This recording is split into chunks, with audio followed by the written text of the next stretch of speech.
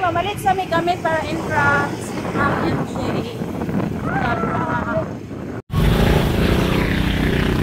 Bantay, mauntuhan kataan ni traffic man, guys.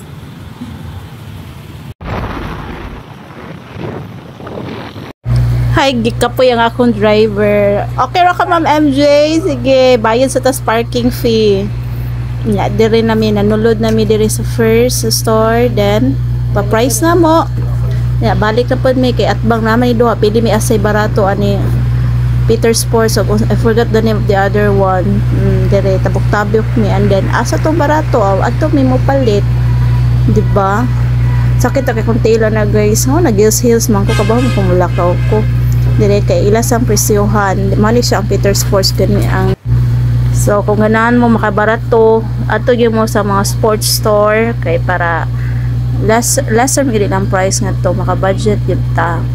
Then here presyo na sila. And adto mi sa balik mi nga tos atbang.